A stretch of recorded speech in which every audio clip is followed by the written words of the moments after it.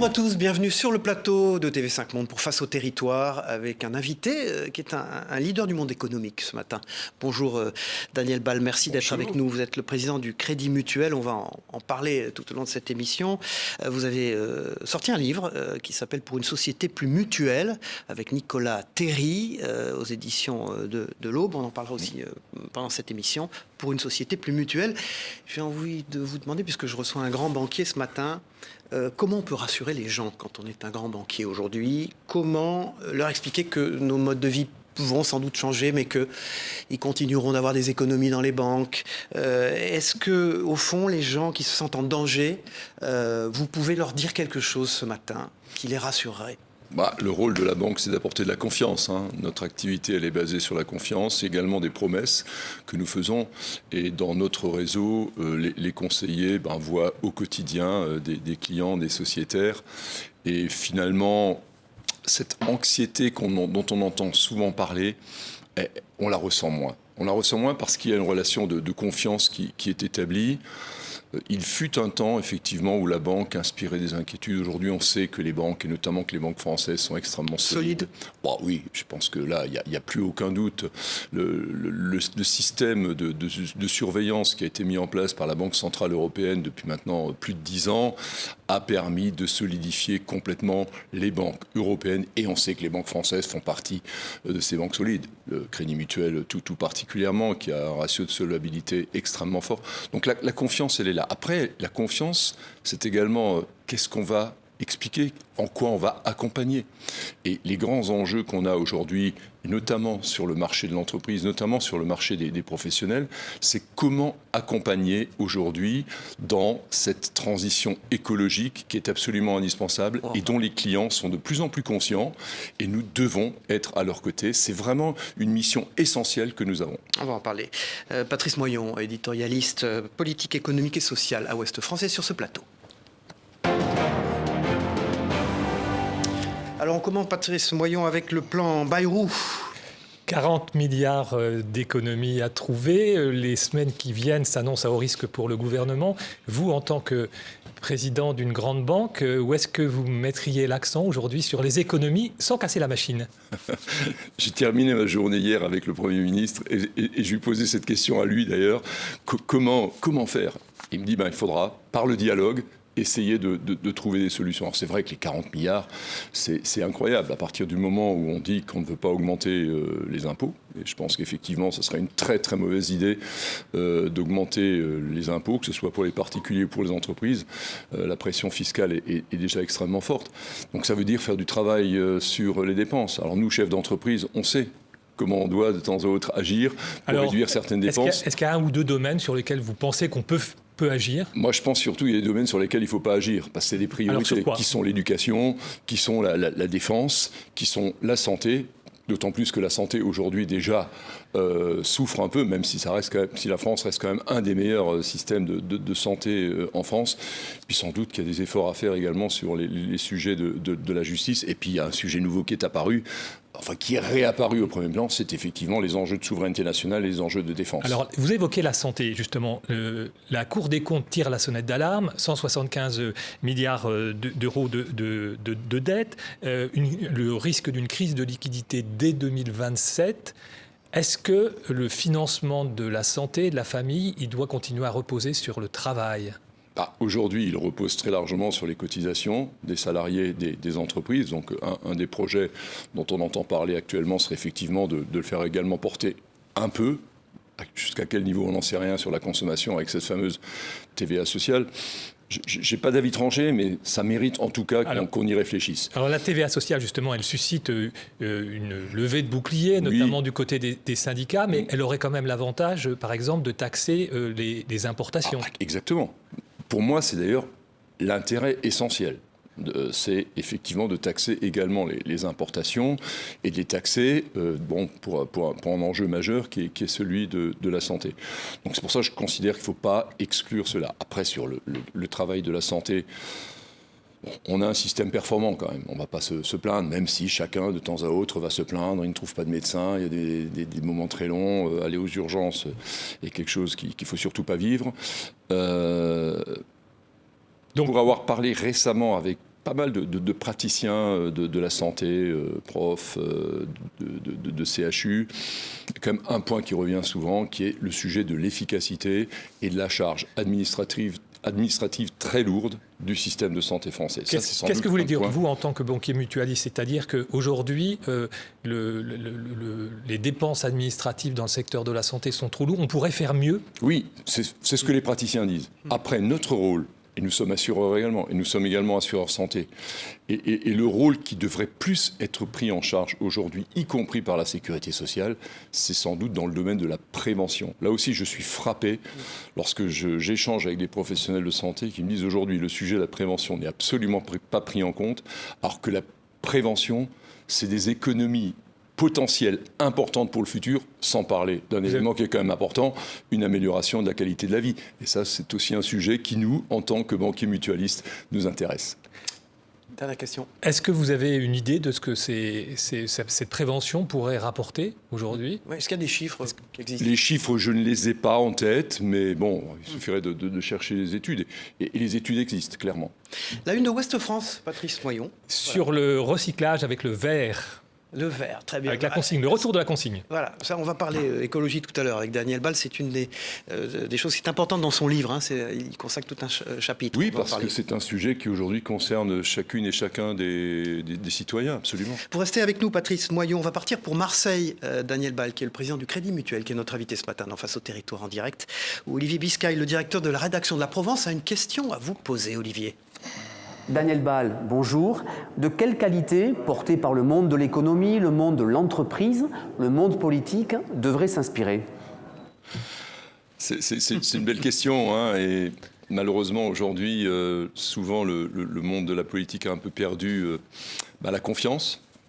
Nous, les entreprises, nous devons au contraire continuer à apporter de la confiance. Nous devons également être constamment dans l'innovation, constamment dans la recherche de cohésion en interne et en externe. Le parler vrai, non? Le parler vrai, je crois que l'entrepreneur, le chef d'entreprise, les dirigeants d'entreprise savent le faire aujourd'hui. Et c'est une force que nous avons également, bien sûr. La une de La Provence, notre partenaire dans Face au Territoire. Et merci Patrice Moyon. Dans un instant, Jefferson Desports du groupe Sud-Ouest est sur ce plateau. Bonjour Jefferson Desports, vous arrivez de l'OTAN, vous êtes éditorialiste à Sud-Ouest Politique et Défense. Bonjour Cyril, bonjour Daniel Bal. Bonjour. On va parler de défense, vous l'avez évoqué dans vos propos à l'instant. Éric Lombard, le ministre de l'économie, l'a annoncé, pour financer le réarmement de la France, les entreprises de défense vont avoir besoin de 5 milliards d'euros de fonds propres et de capitaux nouveaux. Est-ce que le Crédit Mutuel est prêt à accompagner ces entreprises, Daniel Bal? Parce que ces dernières années, le secteur bancaire était plutôt frileux à l'égard des investissements de défense, en tout cas pour des questions d'image, pour certains d'entre eux. Voilà, pour certains d'entre eux, je l'entends, je considère vraiment ne pas en faire partie. Nous avons une politique sectorielle de défense qui est très clairement affirmée et nous sommes aux côtés de l'industrie de la défense française, y compris quand elle exporte. Il n'y a plus de question d'image.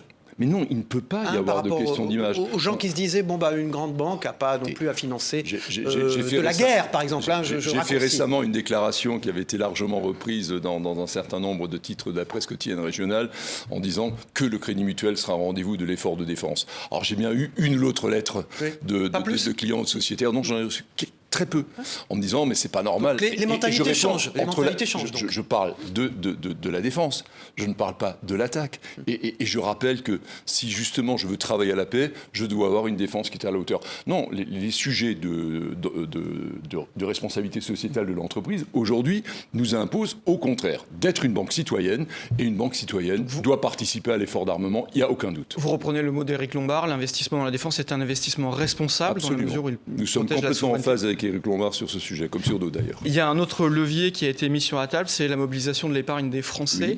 Avec BPI France doit ouvrir un fonds de 450 millions d'euros justement pour mobiliser cette épargne des Français. Est-ce que vous y êtes favorable? Est-ce que vous encouragez vos sociétaires, vos clients? Comment vous abordez cette question? Oui, bien entendu, lorsque le fonds sera opérationnel, nous le diffuserons. Mais aujourd'hui déjà, l'épargne des Français indirectement contribue au financement de la défense. Il y a eu peut-être quelques mots malheureux où certains Français ont pu croire qu'on veut piocher dans leur épargne. Bon, c'est pas le sujet. Leur épargne reste leur épargne. Elle sera utilisée comme elle est aujourd'hui utilisée pour le logement, par exemple, sur le livret A, également sur la défense. J'ai une question complémentaire. Est-ce que une grande banque, un grand banquier comme vous, pourrait s'opposer aux politiques si le politique décidait, entre guillemets, de saisir l'épargne des Français? Non, mais c'est juste impensable. Saisir l'épargne des Français, enfin c'est saisir... Vous avez entendu les commentaires? Oui, les articles, j'ai entendu les commentaires, mais je crois que c'est parti de propos qui étaient un peu maladroits. Mais est-ce que vous en auriez les moyens? Est-ce que vous auriez l'autorité, le pouvoir d'empêcher, par exemple, un gouvernement qui souhaiterait saisir l'épargne? C'est une vraie question. Ça serait contraire à la Constitution de ne plus respecter le droit à la propriété, tout simplement. Non, franchement, je pense que là, on fait parfois peur de manière absolument injustifiée. Absolument injustifiée. Demain, un épargnant vient chez nous, même si son épargne a servi à financer la défense ou le logement, évidemment, il y a droit. Daniel Bal, est-ce que sur ce fonds qui va arriver de BPI France pour financer le réarmement, est-ce que les Français peuvent avoir confiance? Parce qu'il y a toujours, vous l'avez dit au début de votre propos, la banque c'est une histoire de confiance. Là, pour le coup, cette question va arriver. Est-ce qu'on peut investir, confier ses économies? Alors, il y a un premier ticket d'entrée de 500 €. Après, les sommes sont beaucoup plus importantes. En tout cas, cette question de confiance pour vous, elle se pose pas? Non, je pense qu'elle ne se pose pas. Quand la BPI gère ça, on doit faire confiance à la BPI. Et clairement, les entreprises de la défense française, aujourd'hui, elles-mêmes sont, dans leur grande majorité, très solides. Alors bien sûr, il y a eu... Avec des actionnaires de l'État, notamment. Avec des actionnaires de l'État, comme vous le dites. Il y a eu une autre PME qui a connu des difficultés, qui étaient plus structurelles, liées à des insuffisances de fonds propres. Mais sur le fond, ça reste un investissement qui n'est pas risqué pour l'épargnant. Et l'Allemagne? Oui, je reste sur cette question, Daniel Bal, parce qu'on a vu les Allemands, eux aussi, se lancer dans cette course au réarmement avec un chiffre assez vertigineux. Ils sont prêts à mettre près de 100 milliards d'euros pour remuscler leur défense, en tout cas leur armée. Comment vous percevez ce chiffre? On parle, en tout cas pour le côté français, 5 milliards d'euros de fonds propres à fournir et ces 100 milliards en opposition de l'autre côté. Et je dis aux téléspectateurs, c'est important, que vous avez racheté la 10e banque allemande, OBL, il y a quelques mois. Donc vous êtes bien impliqué dans ces problématiques-là. Aujourd'hui, on fait déjà 10% de nos revenus, le groupe fait 10% de ses revenus en Allemagne. Alors pour répondre à votre question, oui, on note que l'Allemagne avait quand même du retard en matière de dépenses d'armement et donc aujourd'hui ça fait partie de l'ensemble du programme d'investissement extrêmement fort qui est en train de se mettre en œuvre sous l'impulsion du nouveau chancelier qui change un peu toute sa doctrine budgétaire par rapport à ce qu'on a connu justement, avant. ils rompent avec l'orthodoxie. C'est une vraie rupture. Est-ce que ça doit, dans vos discussions, vous nous avez dit que vous étiez avec le Premier ministre hier, est-ce que c'est des messages que vous faites passer sur ce sujet-là? Parce que vous avez aussi un pied en Allemagne, vous voyez ce qui se passe des deux côtés. Écoutez, nous, on est ravis de ce qui se passe en Allemagne. Lorsque justement nous avons racheté OLB là au mois de février, on nous dit oui mais l'Allemagne aujourd'hui souffre. Oui, elle souffre sans doute, mais déjà elle a quand même une situation budgétaire très nettement meilleure que celle de la France et surtout elle a un potentiel d'investissement extrêmement fort et ce potentiel d'investissement servira aux entreprises allemandes. Mais elle servira aux entreprises européennes, parce que l'ensemble des entreprises européennes pourront intervenir en Allemagne. C'est Daniel Bal, le président du Crédit Mutuel, qui est notre invité en direct dans Face au Territoire. Aujourd'hui, sur TV5 Monde, on va regarder le cahier éco encarté dans le journal Sud-Ouest le lundi matin, qui est un beau succès lancé par Michael Bourguignon et Jean-Pierre Dorian. Voilà, on le voit. Il s'agit évidemment d'économie locale, c'est important. Et puis la une de Sud-Ouest. Merci beaucoup, Jefferson Desports. Merci Cyril. À jeudi Merci prochain. Daniel Bal. Dans un instant, Fabrice Vesser-Redon, justement rédacteur en chef du bureau de Paris du groupe EBRA, et sur ce plateau. Bonjour Fabrice Vesser-Redon. Alors je précise tout de suite que le groupe EBRA est détenu par le Crédit Mutuel, que les choses soient très claires, et que la liberté de parole est totale, qu'il y a des accords, des conventions mis en place avec votre groupe pour qu'il n'y ait aucun souci déontologique. Voilà.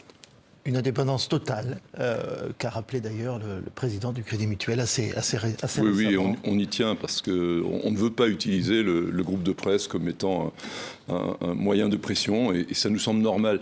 À partir du moment où nous sommes propriétaires d'un groupe de presse, nous devons lui donner tous les moyens de réussir. Nous attendons du groupe de presse qu'il livre... Et vous avez donné des moyens financiers importants. On a donné des moyens financiers très importants. On attend qu'il livre une information de qualité à nos lecteurs. Et cette information de qualité, c'est à la rédaction de définir dans quel sens elle va. On va parler du cash, qui est quand même une problématique énorme, puisque le ministre de la Justice, dans une interview récente, a dit, au fond, le cash sert à financer le narcotrafic. Il serait peut-être bon d'imaginer de le supprimer.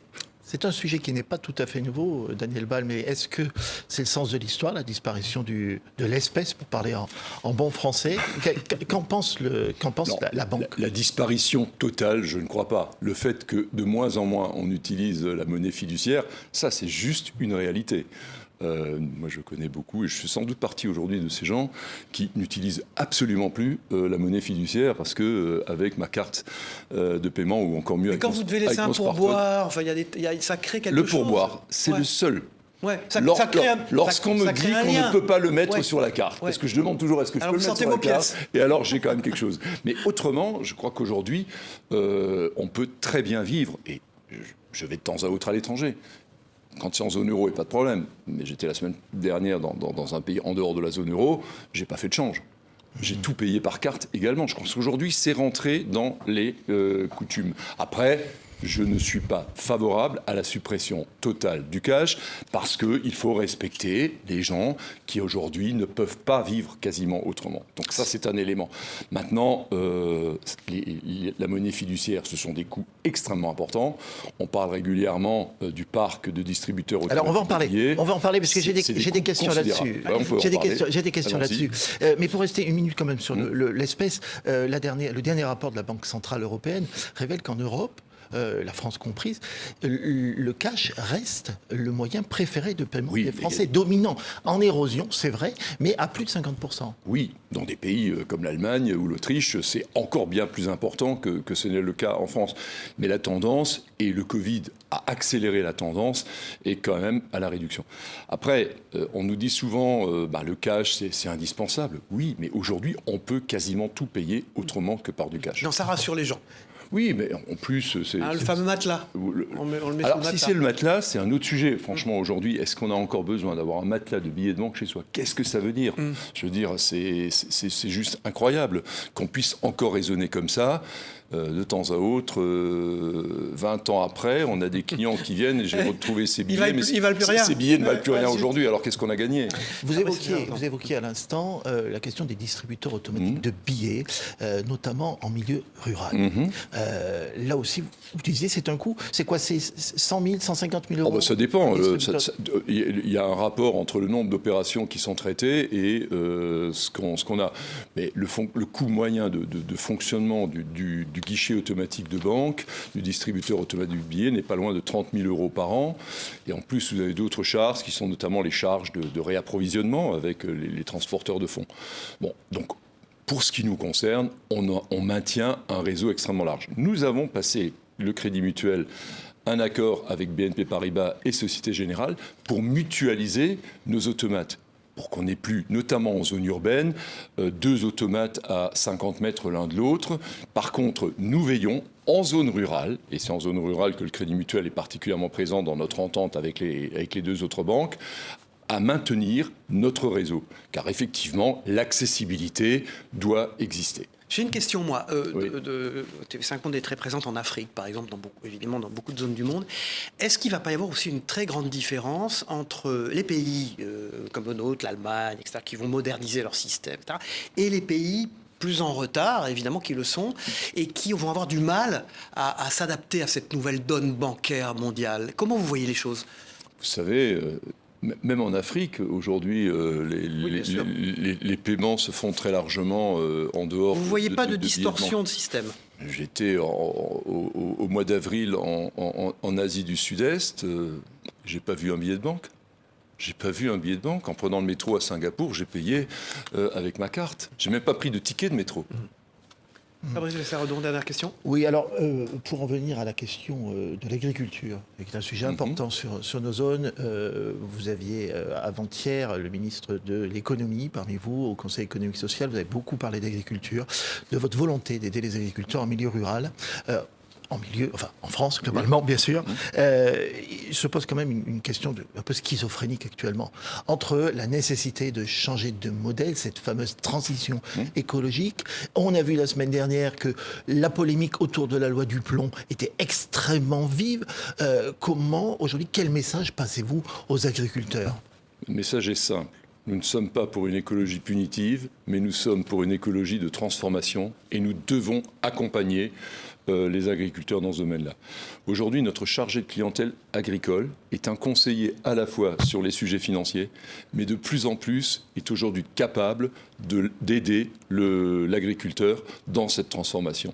C'est vraiment la voie que nous voulons prendre. Effectivement, nous avions cette conférence du dividende sociétal en début de semaine. J'ai également eu l'occasion de rencontrer les responsables de la filière agricole du Crédit Mutuel lundi.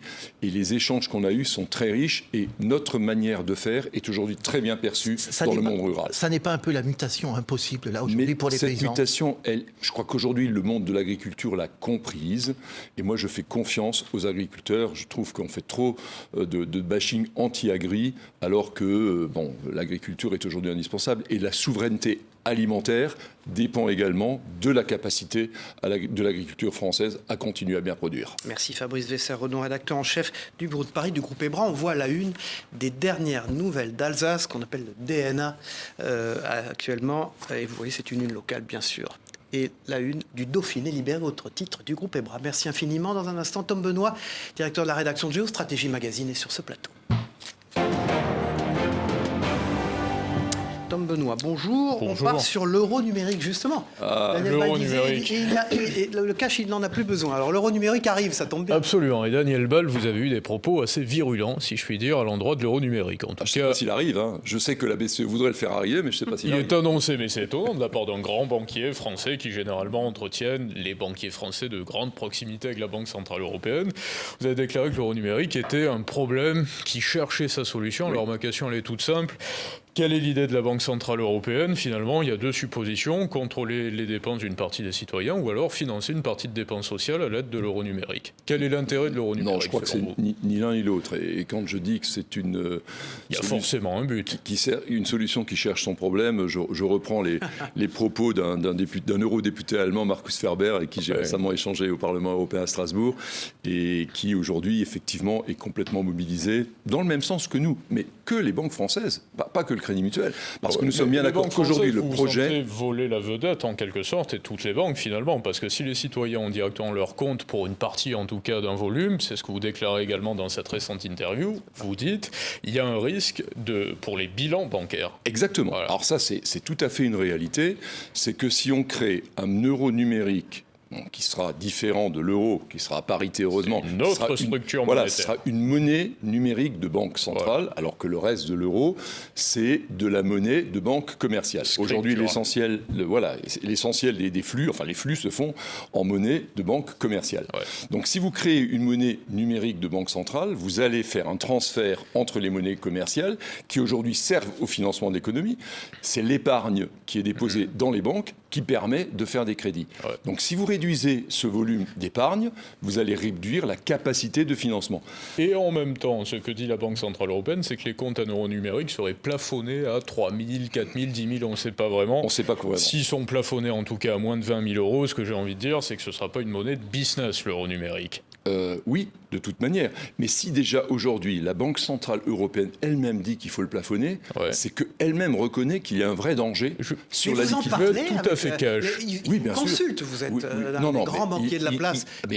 Vous leur dites tout ça, ils le comprennent. Il y a des réunions régulières avec tant la Banque de France que la Banque Centrale Européenne sur le sujet.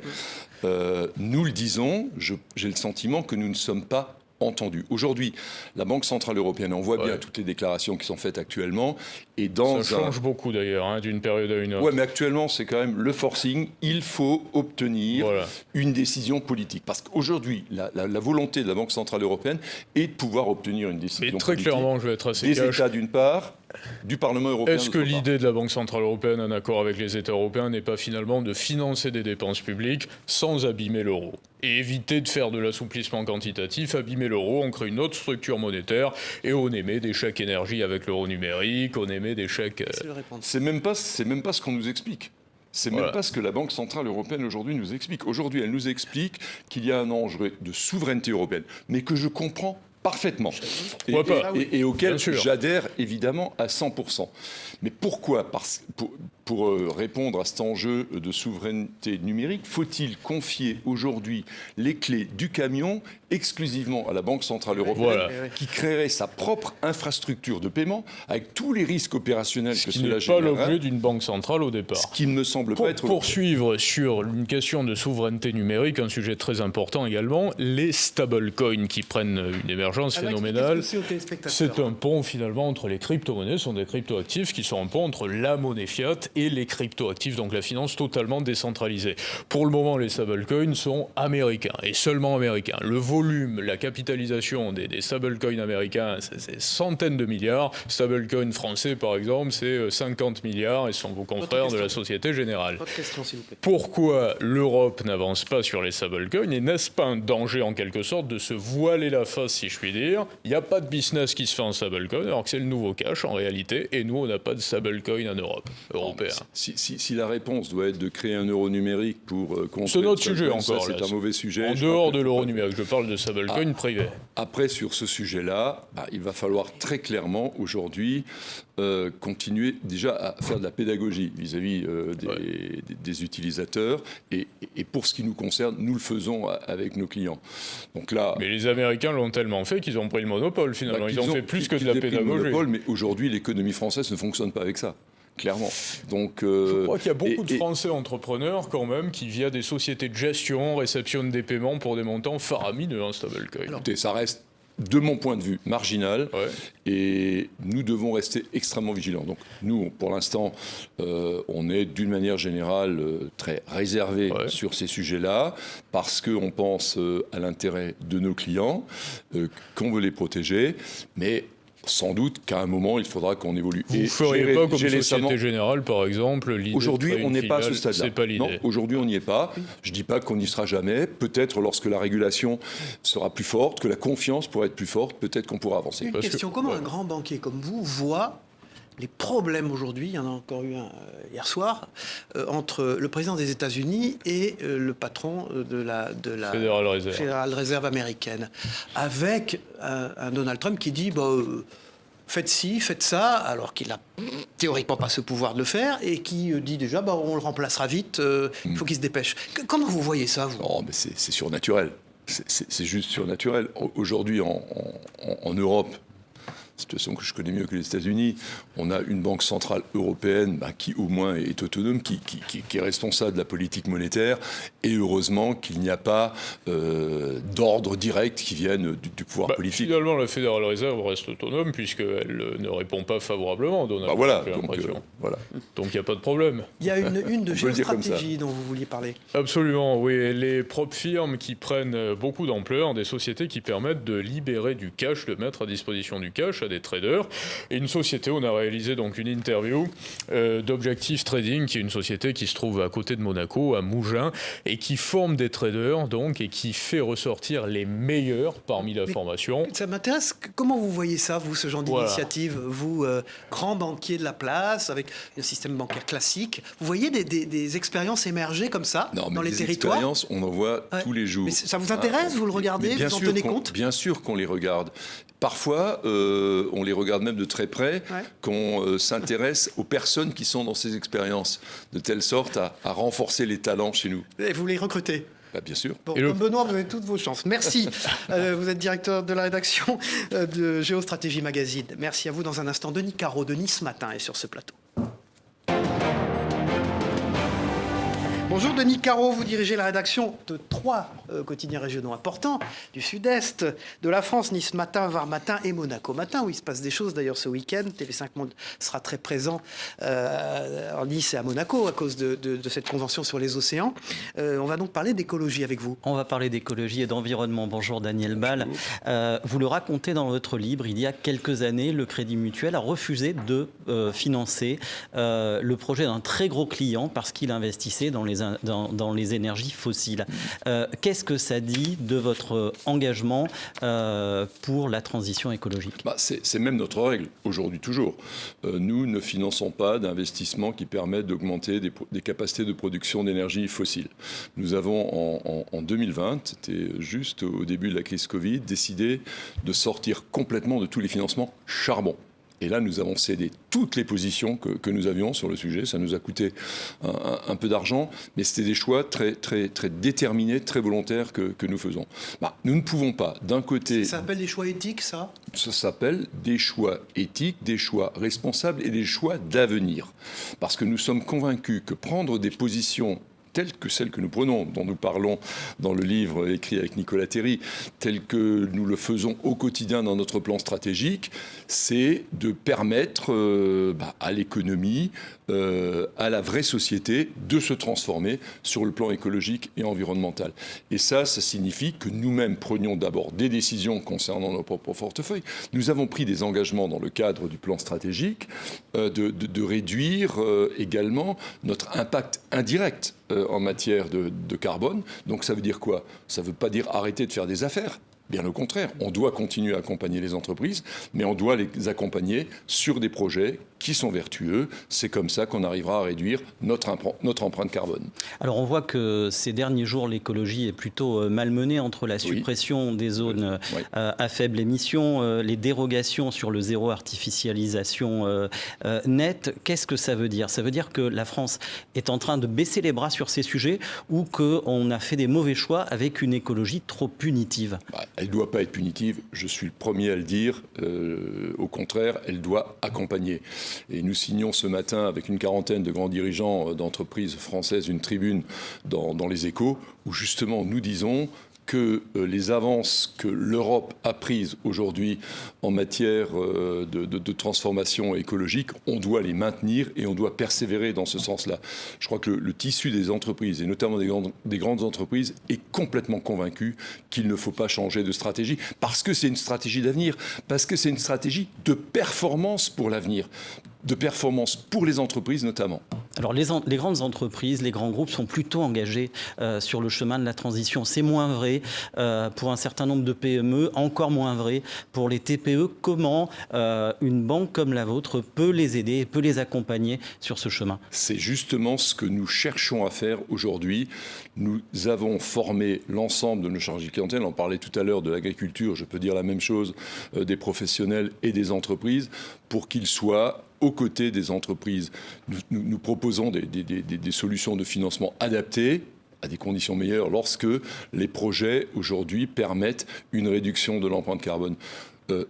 Un dossier de crédit à une entreprise aujourd'hui est analysé chez nous évidemment sur les critères financiers habituels, mais également sur ces critères-là. C'est le cas pour vos confrères ? La plupart de plus en plus, je crois qu'aujourd'hui... les autres banques. Oui, les autres banques françaises sont également très engagées dans ce domaine-là. Et si jamais nous ne l'étions pas, nous aurions une pression, nous l'avons d'ailleurs, une pression extrêmement forte du superviseur de la Banque Centrale Européenne qui est extrêmement vigilant là-dessus. Et donc la Banque Centrale Européenne est également, de ce point de vue, un bras armé dans le domaine de la transformation environnementale. Ce que dit Denis Caro est important, mais au fond, les Américains ont l'air d'aller dans le sens contraire. Vous avez vu l'administration américaine. On ne va pas se retrouver dans une position où ça va nous coûter très cher par rapport à des gens qui vont faire de grosses économies là-dessus, qui sont en même temps un pays énormément producteur d'énergie fossile. Bien sûr, on ne doit pas se mettre en situation de ne plus être concurrentiel. Mais aujourd'hui... Mais ça peut arriver vite, non ? Non, je crois sincèrement, et c'est vraiment le sens de la tribune que nous avons signée ce matin, on peut continuer à être encore plus performant. À court terme, ce que vous dites est certainement juste, mais les entreprises, et notamment les grandes entreprises, doivent avoir cette capacité à prendre du recul et à s'inscrire dans la durée. En tout cas, c'est au Crédit Mutuel, on s'est toujours inscrit dans la durée et on ne va certainement pas faire l'inverse aujourd'hui. Il y a un autre enjeu écologique majeur, c'est la rénovation des logements. Le Crédit Mutuel accompagne les particuliers. Dans le même temps, le gouvernement suspend le dispositif MaPrimeRénov'. Il a dit qu'il allait le remettre en place après avoir suspendu. Il a dit, mais il y aura la question du budget, donc c'est pas totalement gagné. C'est un aveu d'échec, ça veut dire que l'État n'arrive pas à faire ce que les banques et ce que les entreprises font. Quand j'ai appris cette décision hier, je me suis dit, vite interroger nos équipes en disant comment on fait, parce qu'actuellement, nous avons un dispositif d'avance sur cette prime rénov, puisque la prime rénov arrive généralement presque un an après, et nous l'anticipions aujourd'hui. Elle était très populaire, hein, il faut le dire aussi.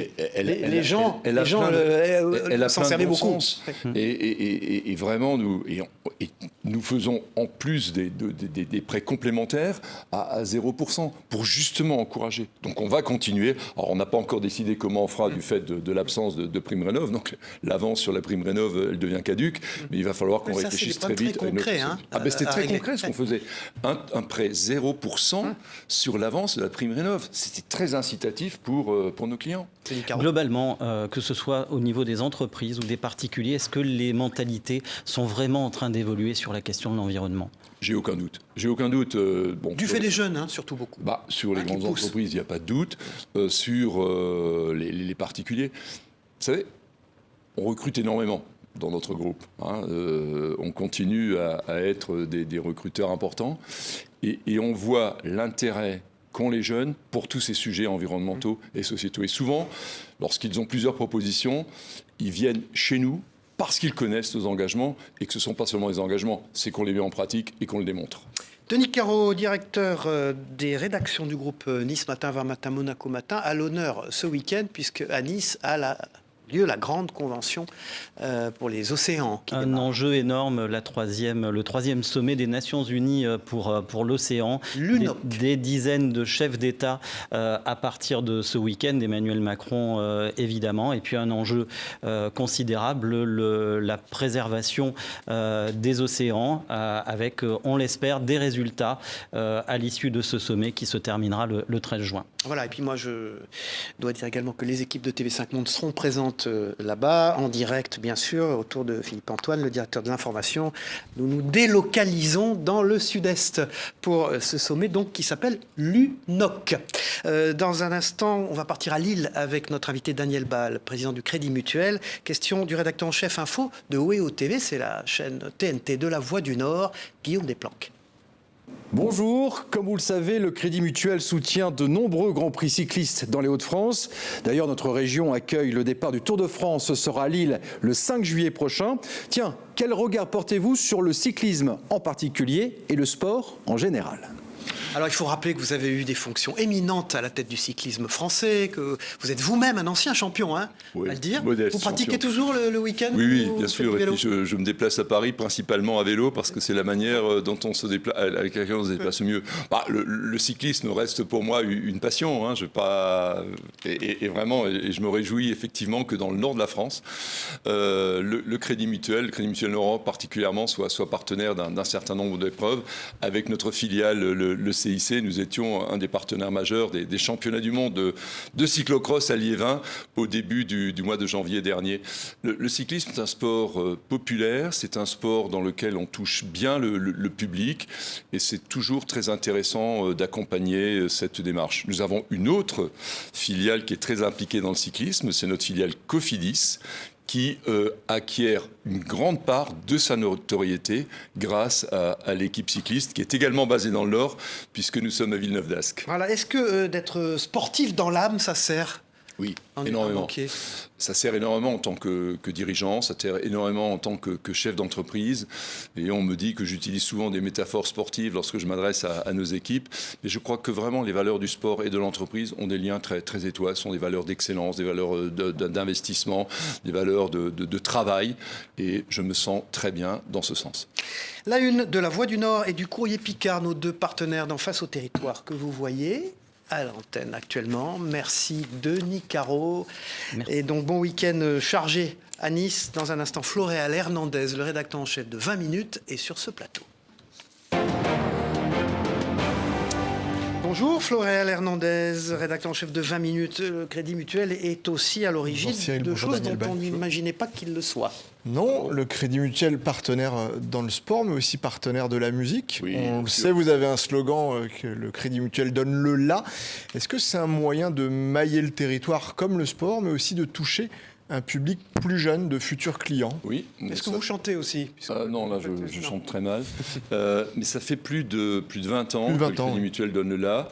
Pourquoi avons-nous fait ce choix? Parce que la musique, c'est intergénérationnel. Et puis on est d'abord la banque de la famille, donc en étant intergénérationnel, on s'adressait à tout le monde. Être partenaire de la musique, ça nous amène à accompagner certains artistes, mais le principal investissement que nous avons, c'est celui des festivals qui sont répartis sur le territoire. Parce que ces festivals font vraiment partie de l'animation des territoires.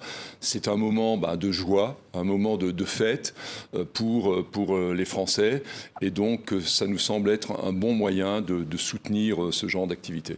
Et je voudrais juste, par rapport à ça, rappeler un point qui a encore renforcé notre crédibilité dans le monde de la musique. C'était en 2020, l'année du Covid, lorsque énormément de festivals ont été annulés. Nous n'avons pas retiré nos financements, notamment parce qu'un festival, il a des charges tout au long de l'année, et ça nous a vraiment, ça a augmenté encore notre audience dans le monde de la musique. Est-ce que dans le monde de la musique, il y a un grand concours qui s'appelle l'Eurovision? Est-ce qu'on peut imaginer le Crédit Mutuel aller au sponsoring de Non, parce que le Crédit Mutuel est une marque nationale et que l'Eurovision est européen. Non, le Crédit Mutuel n'a pas vocation à être partenaire d'émissions de ce genre. Par contre, nous sommes évidemment partenaires des Victoires de la musique, qui correspond bien à notre cible. Lorsqu'on communique, mais si vous il faut également une banque en Allemagne, il y a peut-être une vocation européenne. On ne travaille pas sous la marque Crédit Mutuel en Allemagne. Notre filiale actuelle s'appelle Targo Bank. On vient de racheter OLB. On verra comment on fait lorsqu'on fusionnera les deux banques en termes de marque. Non, vraiment, le Crédit Mutuel est une banque française, banque mutualiste, banque coopérative des territoires français. Nous réalisons aujourd'hui 80% de notre activité en France. Donc c'est vraiment sur ces territoires-là que nous voulons le plus cibler notre action. Ces opérations, Daniel Bal, de promotion, de sponsoring, de soutien, elles ne visent pas non plus à améliorer un peu l'image des banques et des banquiers. Et où en est-on de l'image des banquiers vis-à-vis des Français? Je pense que l'image des banquiers, quand vous prenez le client et ce qu'il pense de son banquier, on voit bien que toutes les études sont plutôt montrent une vraie qualité et une belle appréciation. Le Crédit Mutuel en tant que tel est généralement la banque qui a la meilleure image, notamment par cette dimension coopérative que nous avons. Maintenant, quand vous parlez de partenariat, alors nous sommes, pour ce qui nous concerne, particulièrement engagés dans le soutien au monde associatif. Surtout dans cette période actuelle où, de manière contrainte, les pouvoirs publics sont obligés de réduire les financements au monde associatif. Et lorsqu'on sait tout ce que le monde associatif apporte à la cohésion, au développement, à l'inclusion, nous avons fait le choix de renforcer encore. Sur Crédit Mutuel Alliance Fédérale, on a cette année un budget de 106 millions d'euros d'accompagnement de la vie associative et de mécénat. Florent Hernandez, une dernière question. Juste pour revenir sur le cyclisme, vous avez cité Cofidis comme équipe, mais il y a Arkea, qui est une filiale aussi du Crédit Mutuel, un peu particulière. Oui.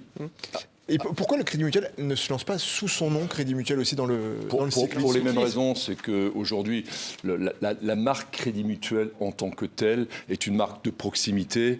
Mais vous faites le choix de la voile, avec un bateau, un classe 40. Avec un classe 40, qu'on utilise beaucoup plus en communication interne qu'en communication externe, parce que c'est un élément fédérateur pour nos salariés et pour nos élus mutualistes. Merci Florent Hernandez, rédacteur en chef de 20 minutes, partenaire de cette émission. C'est Daniel Bal, le président du Crédit Mutuel, qui est notre invité en direct ce matin dans Face au territoire. On part pour les Antilles, pour la Martinique, pour Fort-de-France, où Cyril Boutier, qui est le directeur éditorial de France Antilles et de France Guyane. Ce sont nos partenaires. A une question à vous poser, on l'écoute. Bonjour Daniel Bal. Les acteurs économiques ultramarins, souvent des très petites entreprises, se plaignent de difficultés d'accès au crédit. Comment, selon vous, les banques peuvent davantage les aider, les accompagner? Quelles sont les mesures que le Crédit Mutuel, par exemple, bien implanté dans nos territoires, met en place pour les accompagner? Oui, nous sommes particulièrement bien implantés, notamment en Martinique. Et d'ailleurs, à l'origine, en Martinique, et notamment à Fort-de-France, on a vraiment des caisses de Crédit Mutuel qui accompagnaient uniquement des professionnels. Aujourd'hui, elles sont multimarchés. Parce que je sais de notre activité, ça fait 1 an que je n'ai pas été à Fort-de-France, mais j'ai vu la forte implication des caisses de crédit mutuel sur le tissu, en tout cas des professionnels. Sur les entreprises, nous avons une autre structure dans le groupe qui s'appelle la Banque européenne du crédit mutuel, qui intervient également. Alors on s'est implanté avec cette banque-là il y a 3 ans seulement en Antilles-Guyane, mais nous sommes vraiment très déterminés à accompagner. Nous voyons aujourd'hui un dynamisme de l'économie en dépit de toutes les difficultés qu'on connaît et que vous connaissez encore mieux quand vous êtes à Fort-de-France. Nous avons fait le choix de continuer à être aux côtés des entreprises. Et je pense que on peut difficilement faire plus. La place des Outre-mer, la pensée d'un grand banquier comme vous sur ce qu'elles devront être dans le futur. On voit les problèmes qu'il y a en Nouvelle-Calédonie, on voit ces problèmes de revendications multiples, souvent d'ailleurs très légitimes sur le pouvoir d'achat, la vie chère. Comment vous les voyez ? Vous les voyez comme un formidable atout ou vous les voyez comme quelque chose qu'il faudra soutenir et qui financièrement va coûter cher longtemps ? Ça m'intéresse d'avoir votre regard là-dessus, vous de banquiers oui. De là-bas, j'allais dire, qui êtes sur place. Absolument. Nous, en tant que banquiers, et vous le dites fort justement, de la base, nous sommes présents sur la Martinique, la Guadeloupe, Saint-Martin et la Guyane. C'est les seuls territoires sur lesquels nous sommes présents. Mais sur ces territoires-là, on a une implantation très, très profonde et on n'a pas le sentiment de ne pas être efficace. Au contraire, on est pleinement impliqué dans la vie locale. Mais c'est notre culture. Mais quand vous voyez par exemple que les régimes de bananes coûtent plus cher en Martinique qu'en métropole alors qu'elles sont produites là-bas, etc., comment concrètement vous pouvez arriver à aider les gens ? Parce qu'au fond, c'est ce qu'on attend un peu sans doute d'un banquier, c'est qu'il aide dans la vie quotidienne des gens. Mais le retour qu'on a de nos clients, c'est qu'on les accompagne bien. Aujourd'hui, on a une très belle image dans les territoires que je viens de citer sur lesquels nous sommes implantés. Est-ce que c'est important pour vous d'avoir, une conquête à l'international, de ne pas rester dans un marché, strictement français ? Vous disiez 80% de vos activités, en tout cas pour le Crédit Mutuel, est en France. Vous avez quand même, je crois, une frontière avec de multiples pays européens, l'Allemagne, la Suisse, la Belgique, l'Italie. Comment vous regardez le développement international qui coûte cher, mais qui en même temps est essentiel ? L'Europe est pour nous un territoire de développement. On est dans 9 pays européens avec Cofidis.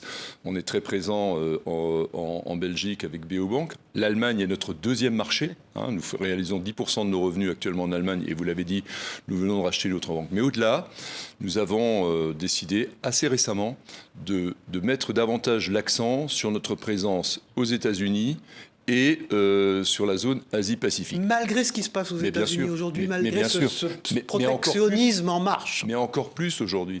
Pour faire quoi ? Pour accompagner nos gros clients. Au CIC, parce que ce n'est pas dans le caisse de crédit mutuel que ça se passe, mais au CIC, nous avons aujourd'hui des grandes entreprises dans nos clients. Et ces entreprises, nous voulons encore mieux les accompagner lorsqu'elles vont aux États-Unis ou dans la zone. Aujourd'hui, vous les sentez ? Elles ne sont pas inquiètes, mais on sent qu'il y a de la demande. Et on voit également ce qui se passe en Asie-Pacifique. 60% de la croissance mondiale se fait aujourd'hui dans cette zone. Donc on doit être aux côtés de ces entreprises. Donc on va renforcer. TV5 Monde diffuse en Asie-Pacifique. Oui, quand j'étais à Singapour, je regardais TV5 Monde, effectivement. Et est-ce que vous trouvez les politiques à la hauteur dans cette affaire ? Vous qui les voyez, vous avez passé du temps avec le Premier ministre, vous êtes évidemment l'interlocuteur de bon nombre de ministres de l'économie, il y en a eu beaucoup ces derniers mois en France. Est-ce que vous les trouvez, au fond, conscients des problèmes, n'ayant pas réglé trop de problèmes à l'intérieur pour ne pas envisager ce qui devrait être fait à l'extérieur ? Comment vous voyez ça, vous ? Non, je crois que les responsables politiques, en tout cas les ministres avec lesquels on peut échanger, sont bien conscients. Et sont conscients d'une chose très forte, c'est que l'entreprise, aujourd'hui, est vraiment la solution pour continuer à aller de l'avant. En tant que chef d'entreprise, elle est solide, je le dis aussi, l'entreprise les en France. entreprises sont solides. Alors évidemment, on a davantage de défaillances aujourd'hui qu'on en a eu ces derniers temps parce que le contexte économique n'est pas brillant. Mais sur le fond, on a des entreprises françaises extrêmement résilientes. On a des entreprises françaises innovantes.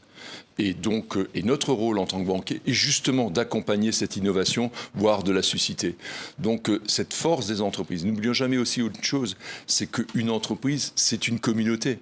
Et cette communauté-là, c'est une richesse en termes de cohésion, en termes de développement, en termes d'inclusion. Vous êtes des capteurs formidables, hein, les banquiers, surtout Banque des Territoires. Vous avez accès évidemment à la quotidienneté des gens. Est-ce que l'image justement des entrepreneurs, des entreprises a changé en France? Vous savez, on a longtemps dit que les entreprises étaient mal perçues, les chefs d'entreprise mal perçus. Je parle par les Français, hein, je ne parle pas des politiques là maintenant. Je suis passé de l'autre côté, côté proximité. Je crois que le chef d'entreprise aujourd'hui, d'une manière générale, a une bonne image. Et heureusement qu'il l'a. Parce que c'est le chef d'entreprise, il y va, il s'investit et c'est lui qui est créateur de richesse. Enfin, c'est l'entreprise qui est créatrice de richesse. L'entreprise crée de la richesse, elle le crée avec les salariés. Nous, notre ambition est de continuer tant en interne que lorsqu'on accompagne, de permettre de créer toujours plus de valeur et de partager cette valeur. Et je pense que beaucoup de chefs d'entreprise sont aujourd'hui complètement dans cette logique. Daniel Bal, on va regarder les unes de France Antilles et de France Guyane. On a au fond avec la Guyane un pied sur le continent américain. C'est le pays le plus puissant du monde, la plus grande économie du monde. Elle ne vous fait pas peur, cette direction que prend les États-Unis aujourd'hui? Oui, bien sûr. Tous les efforts dont vous avez parlé, que vous avez essayé de faire, au fond, ils vont être altérés par cette administration américaine aujourd'hui. La peur est toujours mauvaise conseillère. Donc je crois qu'il faut être très vigilant par rapport à ce qui se passe. On sait très bien qu'il y aura des incidences et on l'a déjà vu. Mais est-ce que la réponse, c'est pas à nous de l'apporter? On a en face de nous un président américain qui part dans tous les sens. Que l'Europe soit plus forte, que l'Europe pense à ses sujets de souveraineté, que l'Europe encourage la compétitivité, et cela nous permettra de résister. Bon, après, le président Trump, il est au pouvoir pour 4 ans, je crois. Le restera-t-il? J'en sais rien. Mais sur le fond, et c'est aussi un sujet où j'ai eu l'occasion d'échanger récemment avec des responsables politiques. Je crois qu'il ne faut quand même pas considérer que les États-Unis aujourd'hui sont des ennemis ou des adversaires. Ça restera sur le long terme, j'en suis convaincu, plutôt des partenaires. Vous avez eu le temps d'écrire des livres en plus de tout ça? On a pris un peu le temps à la fin de l'été, entre Noël et Nouvel An, avec Nicolas, pour écrire effectivement. On avait envie de raconter ce qu'on a vécu ensemble, parce qu'on a eu la chance, j'ai eu le bonheur extraordinaire de travailler avec un président extraordinaire pendant 7 ans, j'étais son directeur général. On a voulu vraiment mener une transformation complète de l'entreprise, donner au mutualisme un mutualisme moderne, et comme on le dit souvent, un mutualisme de la preuve, c'est-à-dire ne pas juste être dans les valeurs. Les valeurs sont importantes, on y est attaché, les valeurs de liberté, de responsabilité, de solidarité, mais montrer que l'entreprise, et notamment l'entreprise coopérative et mutualiste, peut contribuer à transformer le monde, à construire un monde plus juste et plus durable. Donc ça, c'est le témoignage qu'on donne, mais en même temps, on ouvre la porte à continuons. Alors quand on dit continuons, on le dit également en interne, et en tant que président aujourd'hui, je veille à ce qu'avec l'ensemble des équipes, avec la direction générale, on continue à aller dans ce sens. Et puis on dit également aux autres entreprises, on est prêt à être à vos côtés pour aller dans cette voie. Pour une société plus mutuelle, avec Nicolas Terry, donc aux éditions de l'Aube. Merci Daniel Bal, président du Crédit Mutuel, d'avoir été notre invité dans Face au Territoire. On se retrouve évidemment jeudi prochain, même heure, même adresse. Au revoir à tous, bonne journée.